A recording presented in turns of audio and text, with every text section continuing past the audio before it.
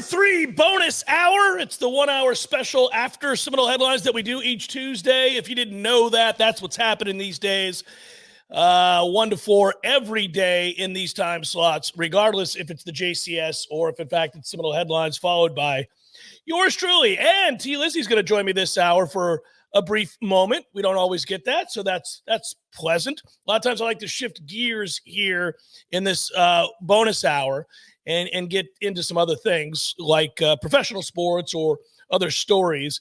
By the way, Tom, I don't know how it went. I assumed it went well. Really quickly, how'd the smash go with everybody weighing in on the calamity that is Florida State football? I assume everybody had their thoughts, and I wonder how similar they were. Yeah, everybody had their thoughts. I thought it was a good therapy session. You know, everybody had the ball, so to speak, to discuss how they got there. And I asked the guys about, you know, camp and practice and things like that. You know, did they, you know, was there anything in retrospect? The only thing that we could come up with, and I'm sure you agree with this, is that, you know, it didn't seem like they had a guy or a couple guys or a few guys who were clearly dictating terms. Leaders, I know what that term that makes you cringe sometimes, like leadership, because you have to be, good in order to be a leader in terms of capability, aptitude in the sport.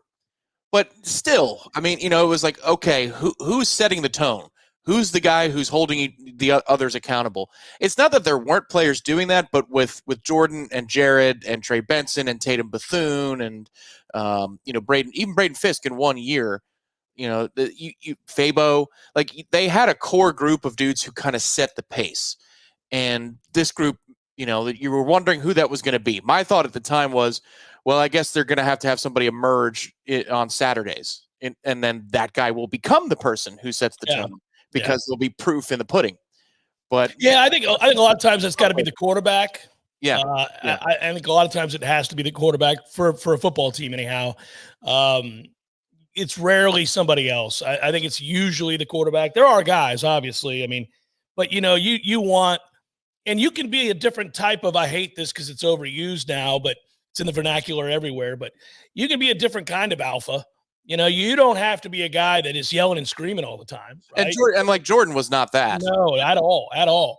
But what he was extremely competent, and he had won you football games. So he had the respect of the team. He had single-handedly won you football games. Right, and so there was a presence that came with that. That's right. An expectation. It's not like he commanded that presence and demanded guys listen to him, but you know, there was something that came with him as he trotted out onto the practice field. There was some kind of aura to it. Yeah, and you go back and look at the great teams Florida State's ever had. Sometimes it was in abundance. You know, I will tell you that, you know, as somebody who is either in school or has covered this team or was just going to games as a kid, I mean, I have watched all the great Florida State teams, every one of them, all the way back to 79, if you want to go there. And you can always, in retrospect, and maybe in the moment you could have realized it, go back and say, well, pretty obviously there were leaders and great players and talent all over the field in 93. Charlie Ward never said a word, but Charlie Ward was revered, was immensely respected, was a quiet assassin who made play after play after play with the game on the line. So what, were you going to not respect Charlie Ward? And listen, this is the other thing about Charlie Ward is he lived his faith, right? He was what he was, but he was that thing. It wasn't just words, right? Like it is for so many. My man was about that life. He was in bed at 9 o'clock. He was, you know, this is what it was. And so you had no choice. You kind of, all right, respect, man. Respect. I got it. You're real. You're real. All right. And that's what he was. And he was also a great player. You fast forward, you have a different kind of leadership. In 99, Chris Winke's a grown-ass man.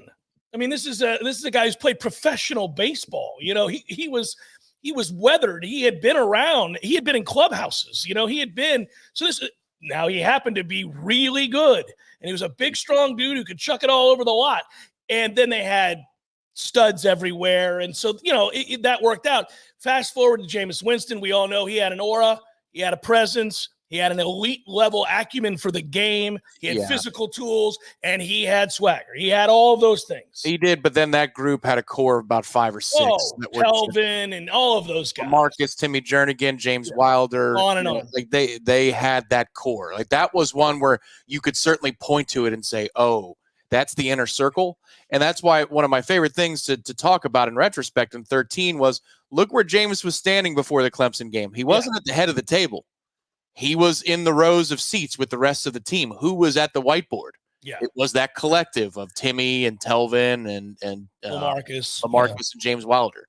They set the tone. That's why I say sometimes you get lucky and you have an abundance of those kinds of figures who by default become leaders because they're elite players on the field. They're buttoned up off the field in terms of their workout habits and the way they perform in practice. Now, they may be a little bit wild out in the streets like we all were in college to some degree, right? But there's my dogs. But they have, they have everything that can be respected by fellow football players on the field. They're tough, and they're also mentally tough. This is a group that is fragile, and they have never had you brought an outsider in, and you have to hope that clicks. But he's a quiet guy, a reserved guy, and he hasn't played well.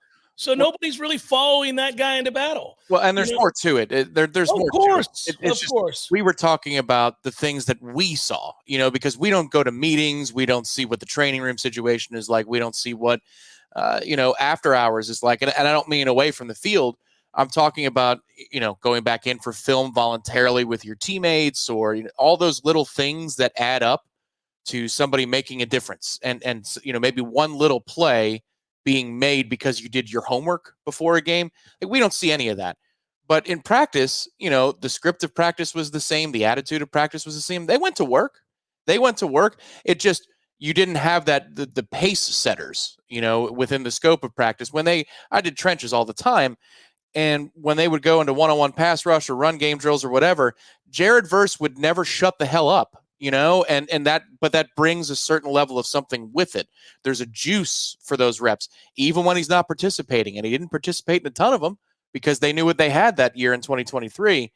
But it put everybody on edge a little bit. Like that made a difference, I thought. I think they got to change the structure of practice. I think they have to change a lot of things. I think they will. When things go this wrong, you have to reevaluate everything about your program and everything that you're doing and everything that you I don't want to say you have to change what you believe because that's not true. I think Mike's tenets of hard work, service, being there for your teammates, effort, all these things, toughness, that's at the crux of all good football teams. They have those things. I think you do have to have that. But I think the way they go about producing toughness and producing that edge, I think needs to be shaken up. I don't think, from what I can tell and from people I've talked to at other camps, that this is a physical enough camp. And I've said that. I've been consistent on the record with that. I don't think they hit enough. I don't think they require enough of their veteran players in those drills. I understand everybody's scared to death about getting hurt. But I do think you have to toughen yourself and create an edge through physicality. Now, we can dial it back compared to yesteryear. You can dial it back compared to the Junction Boys, of course. I mean, I think it was excessive back in the day. But I think he's going to have to make some changes there, and we'll see. I know you can argue, well, they practiced the same way a couple years ago. Yeah, maybe you get away with that when you've got 10 NFL players. Well, and maybe you get away with that if they've got the habits to do what is necessary away from the field, and this is where I will use Mike's words as a guide, as a guiding light, because we don't see the other stuff. We get a couple hours of practice a few days a week, and in camp we get a lot more than that. But I mean, remember at a press conference a couple of weeks ago, this is before the loss to SMU, he's saying, what are you doing, to prepare yourself? Are you doing the extra work? Man, you don't ask that rhetorical question to the media unless you're trying to tell the media and tell the world, tell them that, and tell your players, yes, that they're not taking the time to put in the work away from what is required of them in order to take the next step, which tells me a couple of things. Number one, he doesn't believe they're as committed as their predecessors. And two, their predecessors were committed. So Jared Verse and Braden Fisk and a lot of those guys were doing Bethune, Deloach. They were putting in the extra time. Jerrion Jones to separate themselves. And so they were not just prepared by the coaches, they were prepared by themselves. They were eating it, drinking it, and sleeping it. And this group is not. Players take ownership of teams. So to your point, what I would say is maybe they were able to overcome a practice setup that was, not going to put them in position to be as tough. Like they were mentally tough and it made up for practice. These are the questions that I'm openly speculating, but Mike has to be having that roll around in his brain at this point, because clearly the setup, the schedule that worked for the guys that went to the pros last year was fine. But for this group, it is not. So what do you do for the next group? Yeah, hasn't worked at all. Great day yesterday in the world of sports. We end up with 2 Monday Night Football games, and then, of course, basically playoff games. Congratulations to the Mets, and I guess congratulations to the Braves as well, as the split guarantees that they're both in. Arizona is out. We won't remember the second game. I guess Braves fans might, because that was their ticket to the playoffs. Boy, they flirted with danger there, didn't they? I know. They was fooled around in 3-0. Yeah. But that first game felt like an epic postseason game. And there's a bunch of things that stand out about the game and how it went, and the back and forth firecrackers and theatrics at the end in the 8th and 9th innings is crazy to watch. It dripped with drama. But one of my favorite things, I really like Francisco Lindor. And of course, he hits the go-ahead home run. And if you guys haven't gone on social media and typed in Francisco Lindor go-ahead home run in 9th, do yourself a favor and do that, because you'll find there's the grimace. You'll find every call, the Spanish call, you'll find the home call, you'll find the away call, you'll find the MLB call, you'll find them all. They are hilarious. They're awesome, all of them in their own way. They are. Gary blew it for SNY because he didn't think he got it. And Keith had to tell him. Keith's like, well, that's gone as it's going. But our radio guy, Howie Rose, nailed it. Oh, he got it right. Yeah. And the Braves announcer, who I love, who's so good. And we Ingram? Yeah, that's him, right? That guy, the Braves. Yeah. Oh, yeah. The disappointment in his voice when that ball is hit is perfect, though. By the way, he's not like crying like Mick Hubert was when PK Sam made the catch. It was just this profound sense of, are you kidding me? We're going to give up that home run in the 9th after that inning we just had in the 8th to rally back after the Mets had just done what they did. You're going to do that. You're going to give that up. It was pretty nuts. But back to Lindor. I want to do this really quick.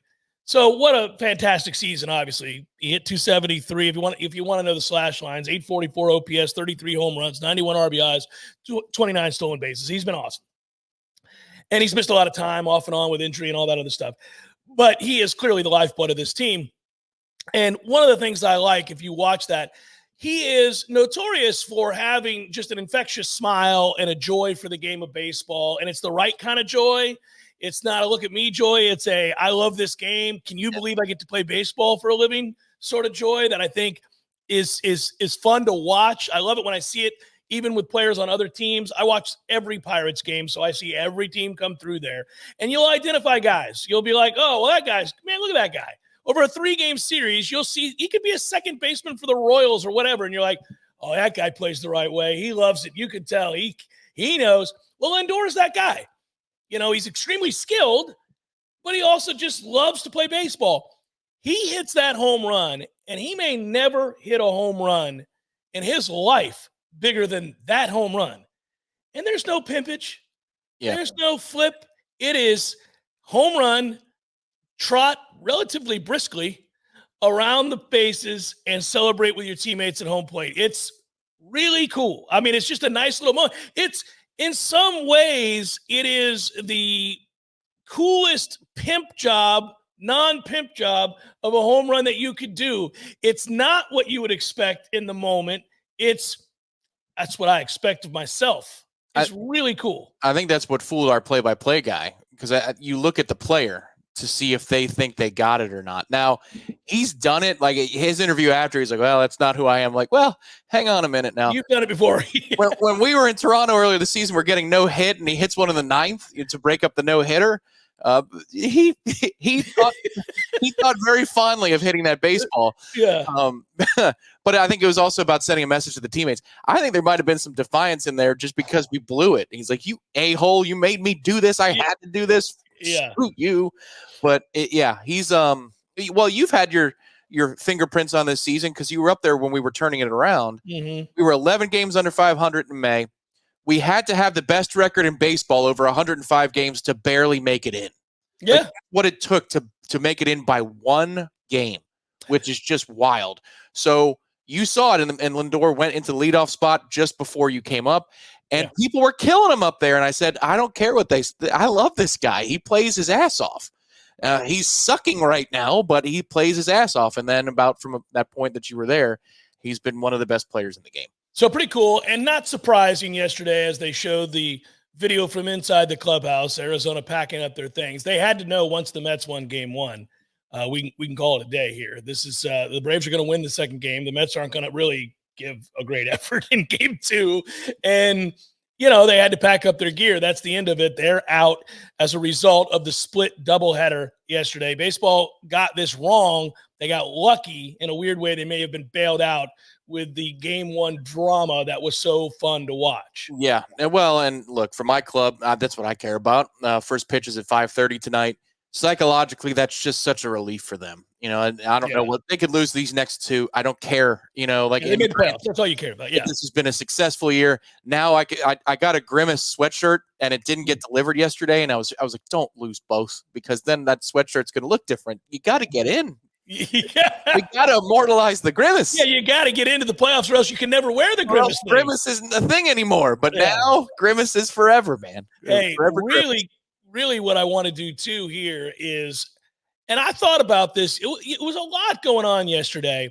Obviously on the air yesterday, we were able to talk about the passing of Dikembe Mutombo, who I really thought a lot of. I always liked, and if you know his background and you know his story, you couldn't help but like him as well in a lot of ways. He was a larger-than-life figure. I also really loved the commercial that he was in when he was swatting cereal boxes from people in the aisle and no. And he was hilarious. He poked fun at himself. He got it. He understood what he was. And he was also a defensive monster.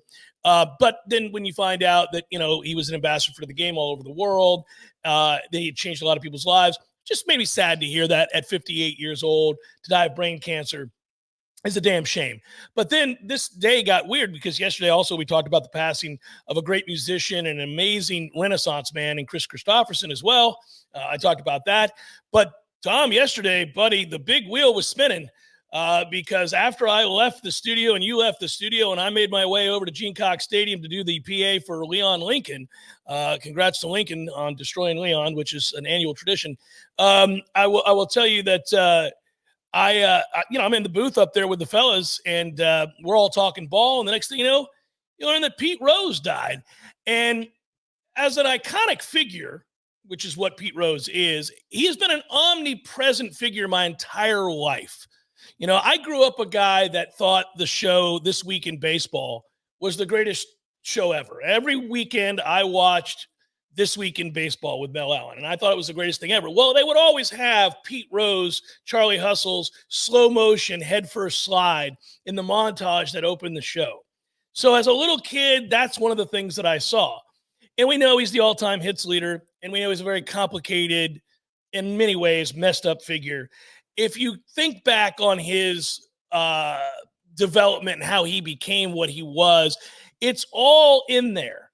How he became this mess of a man off the field, this liar, this womanizer, this alcoholic, this drug addict, all these things, but also how he became a ferocious competitor. Go back and read about his childhood with his dad, Big Pete. Anytime your dad is named Big anything, it ain't gonna go well. And and this is that guy's background, right? That's who he is. But one thing that if you're a fan of Pete Rose, and I wasn't, one thing that you will, I guess, take solace in that he died without having gone into the Hall of Fame, and we know why. I do remember him reading. I do remember reading a quote from him to Joe Posnanski, who wrote a great book. He's written many great books on baseball. But Pete Rose said, and Tom, I know if you got a jet, you got a jet. I understand. I'll finish my story. No. I went solo because you're telling a story. So, yeah. So Pete Rose once said and Pete Rose loved to talk, and he was not afraid to talk, and he would talk for hours. And he would talk about himself an awful lot. He would talk about baseball. He had stories for days and some really good ones. And Pete had seen some things now, and he had been out and about and seen some other things. And so you were bound to get this really sort of aimless, long, interesting, weird conversation if you ever sat across from him. And this is funny, this quote. I think this is what he probably, when he laid his head on the pillow, took solace in, and his fans will take solace in. He said to Posnanski, "Guess what?" Pete Rose told me, "Nobody's ever going to break my record of 4,256 hits. Nobody. Baseball is an easy game to play when you're at 100%. But try getting those hits when you're old, when your bat becomes slow. Your back hurts all the time. Nobody's ever breaking that hit record. You can mark it down. You can ask somebody 100 years from now who holds the all-time hit record, and they're going to tell you Pete Rose holds the all-time hit record. Pete Rose has 4,256 hits. Pretty interesting. I think that's, at the end of the day, what Pete would have to they're staggering numbers. He played in 3,562 games. That is a record. He had 15,890 plate appearances. That is also a record. He's been on base 5,929 times. That is the all-time record. He has 4,256 hits. A numerical marvel that is the all-time record. Like, that can't be taken away, despite his lies and his gambling and all the things that he did to get banned from baseball. Those are unbelievable numbers. And what we'll remember is that, coupled with the many self-destructive tendencies and outsized, larger-than-life ego, you'll remember all of it. All of it. And I think a lot of people yesterday were kind of sad, hit him in the gut a little bit, because Pete Rose represents an era, a very long and big and stretched out era of baseball lore, Tom. And this game is about records. It's about numbers. It's about eras. It's about players and reference points. And Pete, along with like Joe DiMaggio and Willie Mays and Hank Aaron and Jackie Robinson and Babe Ruth and Barry Bonds, these are the core of our memories. This is what we talk about when we talk about baseball. Yeah, with Pete Rose, what I think of, because I never, I was too young. He might have played at the tail end of when I can remember. When did he retire? No, you wouldn't have remembered Pete. You're right. I mean, you were born in 1986. It was waning. Let's see, Pete Rose career. He might have been managing at that point before being blackballed by the sport. No, 86 was last year. So I might have caught the beginning of the end for him as a manager and the suspension. But when I think of Pete Rose, what I think of is when baseball had a little bit of hockey to it. The brawls. Trucking people, running people over, all-star games that were cutthroat, like competition at the highest level, playing for keeps. And I'm not, this isn't a commentary on the different eras. It's different time. But now you see dudes they hit a double and they hug the shortstop when the ball's out of play and they call time, and the old timers that are in the booth, I've got a couple of them with my team. They're like, they're giving a hugs, man. It's ridiculous. They're competing against each other. Like that was Pete. Yeah. Pete would look at the shortstop and say, F you, what'd you think of that effing hit? Yeah. You piece of crap, and then he'd turn around and then he'd get into his lead, he's ready to go. Yeah. That's who the hell that guy was. And then when I was 18, just eligible to do so, I went out to Las Vegas for a birthday, went gambling and all that kind of stuff. No doubt you saw him sitting there signing baseball. I did. I thought it was the thing. I was like, wow, I got lucky. Pete Rose was here. That's cool. I didn't go meet him or get an autograph. But then I realized, like, oh, he lives there. That's all he does. All he does is autograph signings there, or Cooperstown. He appearance bombs Hall of Fame weekend by going up there and signing stuff at one of the local stores. You see him in Clearwater, and guess what he's doing? He's at Clearwater Mall signing autograph. Like, he almost had a professional wrestler's fall from grace. Like, it is the movie The Wrestler with Mickey Rourke. Like, he goes and he signs Polaroids all day. Like, that was his post-career existence. You think about, and we'll put a ribbon on this, this is the guy that sprinted after walks. This is the guy that stretched singles into doubles and did that on the regular. He did all those things, right? And for people who don't know, the reason he is nicknamed Charlie Hustle is mockingly Mickey Mantle, upon seeing Pete Rose play and Pete Rose get ready for a game in warmups, which everything was over the top, right? Everything was just exceedingly ridiculous. But it worked for him, obviously. Mickey Mantle said about that, look at old Charlie Hustle over there. And that's how the nickname was born. And yet those two had a similarity to him, didn't they? Oh, that when they got away from it, they, they went full speed, Tom. They went full speed. They went full speed at all times. It's the Jeff Cameron Show, 93.3 Real Talk Radio, Warchant TV. Bonus hour. We all know that home-cooked meals are so much better for you, but you don't always have the time to pull it off, especially in football season. But with HelloFresh handling all of the meal planning, the shopping, and most of the prep, it's easier than ever to get dinner on the table. Plans change and life gets busy. That's why HelloFresh lets you easily customize your delivery from week to week. You could tailor everything to your schedule by adjusting your delivery date or skip a week if you're not able to cook at home or you're just going to be on the road and traveling. Easily customize your meals with protein or veggie swaps as well. And don't forget, you can check out HelloFresh Market for more delicious add-on items if you want to mix it up and jazz it up for your weekly deliveries. Football season is absolutely nuts from a workflow standpoint. This is where simplicity really can come in handy. It saves you time because every minute counts in football season. This is where HelloFresh has saved me time. HelloFresh sending things directly to my door, minimal prep, cooking fresh ingredients, things that are good for my nutrition. It takes stress off my plate and puts healthy food on my plate. That's why I love HelloFresh. For free breakfast for life, go to HelloFresh.com/free Warchant. One free breakfast item per box while your subscription is active. That's free breakfast for life just by going to HelloFresh.com/free Warchant. HelloFresh, America's #1 meal kit. Such a weird story, the Pete Rose story, because people are so polarized by him and whether or not he should be in the Hall. And I've had the discussion over the years with a lot of, if you're a baseball guy, you have the discussion if you like baseball. The weirdest thing is that they can tell the story of Pete Rose and his baseball career. In fact, if you go to Cooperstown, which I have done, and it's been a long time since I've been there, and I can't wait to go back. It's it's a remarkable place, as many of you who've been there can attest to. But if you go to Cooperstown, you've got the room full of the busts, and that's the room for the Hall of Famers. And you go through, and oh, look at that. There's Honus Wagner. There's whomever. So you go through and you look at all those guys, and you look at the numbers, and you look at how it is that they've earned their way into the Hall of Fame. But there are many other rooms in Cooperstown as well, and that too tells the story of baseball. Which the reason I bring that up is people will ask the question, or have asked the question over the years. Can you really tell the story of Major League Baseball, which is what you'd be seeking to do at a Hall of Fame, in addition to honoring those players for excellence? Can you really tell the story of baseball without Pete Rose being a part of it? After all, he is the all-time hits leader.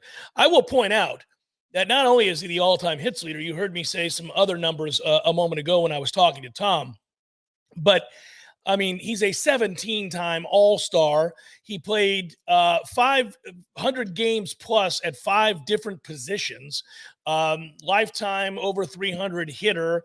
I was listening to David Sampson, I think, said today in an interview that if you really want to know the magnitude of that sort of excellence and longevity, like we typically look at a Major League Baseball season and we try to identify guys that might have, say, 200 hits. And every year now, these days, it's, there's a couple of guys that might have it, maybe 2, 3, 4 in a given year who have 200 hits in a season. It's a lot of hits.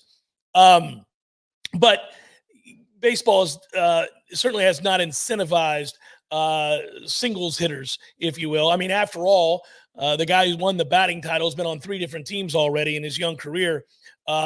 Great. You're considered sort of a slappy. Although there is great value in getting on base, and there is great value certainly to leading the league in hits or batting average or whatever it might be, I think. But that said, if Pete Rose, if a new ball player, if somebody were coming up, say Bobby Witt Jr., who's really good, right? We've already talked about his numbers. If he were to average 200 hits a year for 21 consecutive years, 21, he would still not have the all-time hits record of 4,256 from Pete Rose. You would need more hits the following year and the year after. It's insane to think about what he's done. I think the other part of this is that people, because he was such a prolific ball player and an all-time great, there's no arguing that, will forget what went on when Bart Giamatti was investigating him for gambling on baseball, which he was found 100% to have done. And when you look at the evidence that baseball had against him, it was overwhelming. Only over time did we really realize that. But they presented that evidence to Pete. And of course, Pete's response publicly at all times was that I only bet on my own team, which we now know is not true. But also, even if it were to be true, it has a deleterious effect on the game. Here's why. If I'm managing a team and I've got $1,000 on that afternoon's game, and it's game number 74 of 162, and we're up a run 3-2 and going into the 9th inning, but I've had to use my closer each of the last 4 days, and I would ordinarily give him a day off here because I'm looking big picture. I'm looking at all 162 games. I'm looking at the postseason. Maybe I roll him out there ill-advised because, I got some coin on the game. I'm going to utilize my roster a little differently based on the fact that I'm betting on the game. And that is one of the reasons that baseball, in addition to they didn't want people taking money to throw games, had the rule that you received a lifetime ban if you were found to have gambled on baseball. You go on what's called the permanently ineligible list. And that's where Pete Rose found himself. Over the years, people in baseball have pointed out that they believe that permanently ineligible list for Pete Rose would have probably been dissolved, would have been removed from he would have been taken off that list. But he butchered every opportunity. He wrote a tell-all book, and years after the fact, after Bart Giamatti died and all these other people who he had filed frivolous lawsuits against, after all of the money and time that he cost baseball and reputation that he cost baseball, let alone himself, and all of the lies, and then in his attempt to cash in off of those misdeeds and transgressions, he writes a tell-all book where he admits that he betted on baseball after vehemently telling anybody who would listen that Bart Giamatti, who he besmirched around every turn, was a liar and that he didn't bet on baseball and that baseball didn't have proof that he bet on it. He did do all those things. And that ruined any chance at a reinstatement. Baseball would reapply year in and year out, and baseball would tell Pete Rose to kick sand because usually earlier in that year that he had applied to be removed off the list and to be reinstated, he had said something publicly that was an outright lie against people in baseball, against the commissioner, against others in the game, against the reporters who had written stories about Pete Rose's gambling and his life in general. So, bottom line is the story of baseball is still told well with Pete Rose in it, just not in the bus room. He is not included in the Hall of Fame in that way, but his records are, his numbers are. And I think the other part about this with Pete Rose is while we can undeniably say he was an incredible player, I think you also have to say, based on overwhelming evidence, and these things matter and somehow get swept under the rug these days. I don't know if it's because of the noise in the system and 24-hour news cycles and the fact that it's very common for public figures to lie incessantly and to just move forward and deny, and try to impugn the media or whatever it might be. But lest we forget, under oath 7 years ago, Pete Rose admitted to raping a underage girl. Now, there's a dispute about whether at the time in the 1970s it was a 14-year-old girl or a 15-year-old girl, but I do not care. He is a guy that, in addition to raping a little girl, bet on baseball and cashed in with a tell-all book, filed those said lawsuits, made money off of people for years who idolized him. He was a liar. He was a lot of things that we would use as an apt descriptor of a bad person. In addition to having been one hell of a baseball player, there's certainly no getting around that aspect either, as he was awesome. I don't know that Pete Rose will ever get voted into the Hall of Fame. I know that baseball has tried to deal with this quandary for a very, very long time. It's a unique one. Shoeless Joe Jackson was banned. I mean, he was part of an entire team's effort to throw a World Series and make money off of it. There's some dispute about whether or not he ever took the money, whether or not he was a part of it or not. Certainly the numbers suggest within the series that he didn't throw it. He was an uneducated man who was in many ways taken advantage of in his career. So he's a little bit more of a sympathetic figure when we think about those who were banned and those that were not than Pete Rose. But I suspect they're not going to be able to resolve this in any satisfactory way for Pete Rose fans. Anyway, as for the baseball today, it's good. Tigers, Astros, 2:30. Orioles, Royals, 4 o'clock. Mets, Brewers, 5:30. Braves, Padres tonight at 8:30. We'll come back, wrap it up. Jeff Cameron Show, 93.3. Go Talk Radio and Warchant TV. It's bonus hour day on a Tuesday. Stay with us. In the final segment, I did want to bring up the fact that the Dolphins looked so pathetic last night. Obviously, we saw a much better game in Detroit and Seattle. That was kind of to be expected. Obviously, I didn't go into last night's game thinking Tennessee, Miami would be an awful lot of fun to watch. But it is shocking to me, and I know that there aren't an abundance of these guys just kind of laying around, but I find it hard to believe when you have a starting quarterback, and think about the season at play here for the Dolphins. We already talked about the cap hit that they're going to take next year. And you knew going into this season, if you signed Tua to that deal, what your situation was. I think, in essence, what the Dolphins were doing, at least offensively, is betting on the fact that McDaniel in this offense and Tua in this offense, which is a timing offense, a marker offense. There are places, it's a unique offense anyhow that they were going to produce this year and give it another go. Look at them last year, late into the year, they were still in contention for even a 1 seed. I know it fell apart. I know they had to go on the road. I know historically the Dolphins, while traveling, is never a good bet, especially in the winter months. But I figured they thought, I still wouldn't have made the decision that they did with the defensive lineman and Wilkins, but I think they thought that that they could rewind it and do it again. But we know, based on the statistical evidence and what we've seen with our own eyes over the last 3 years, that quarterbacks get hurt. Quarterbacks get hurt. It's what happens in this league.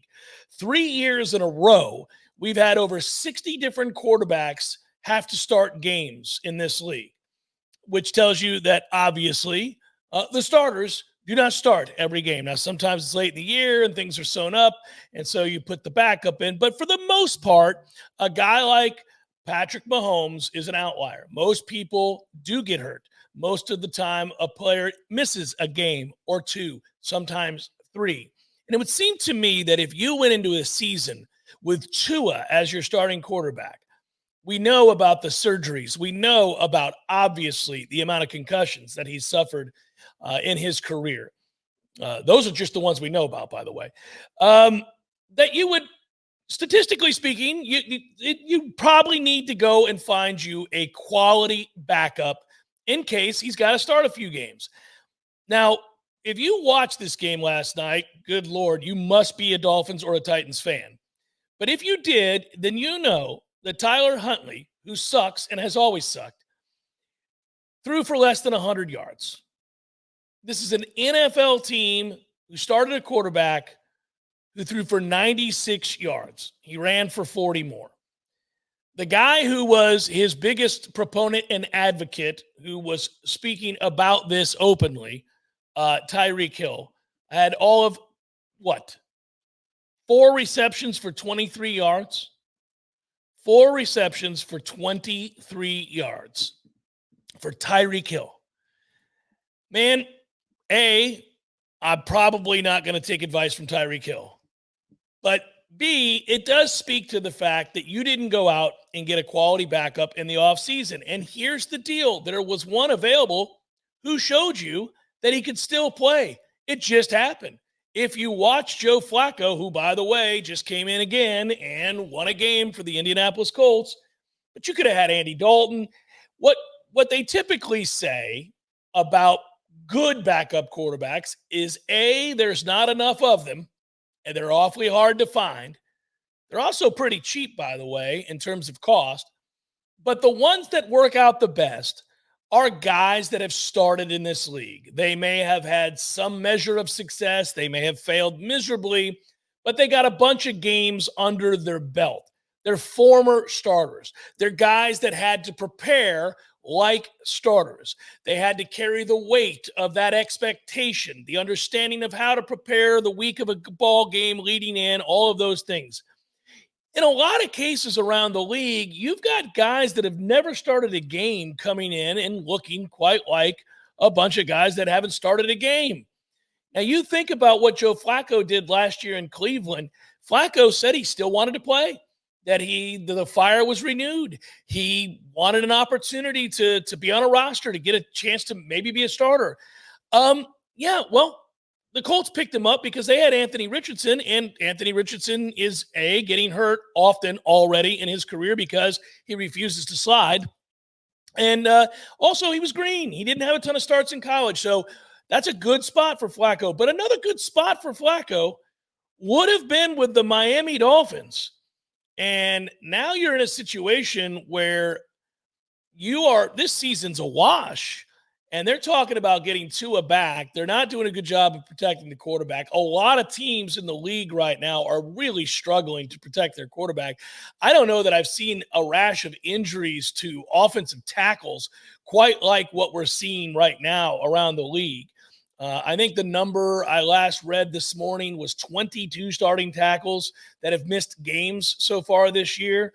Not unlike the backup quarterback, which is a unique position, and it's hard to find quality backups. I get it. If you're a team who's got a quarterback who's been injury prone or whose system really relies on that guy, being the core of what you're trying to do, let's say, you better go find it. You better go, if you have to, maybe overpay for an Andy Dalton. Go grab a guy that's played some damn football before in this league, has been a starter, has been productive when he did get an opportunity, even if it's a guy who started minimal games. You've seen it. Like with Huntley, he never did anything that you would be like, oh, well, there it is. There's the guy. And he was in a system in Baltimore where you would think, because of his ability to run, it would have been more conducive to him. But he didn't produce to the point where they just let him go. So the Dolphins bring that guy in. I get it that most teams are pretty well screwed if their starting quarterback goes down for any protracted period of time. But, man, you've already seen this year a case where maybe, just maybe, if you have a quality backup, he comes in and performs at a higher level than a starter. I think you're going to maybe see that in Indianapolis for as long as Joe Flacco's in there. I think we're seeing it clearly in Carolina. Andy Dalton came in for Bryce Young, and of course, Bryce Young just looks to be broken or can't play or both.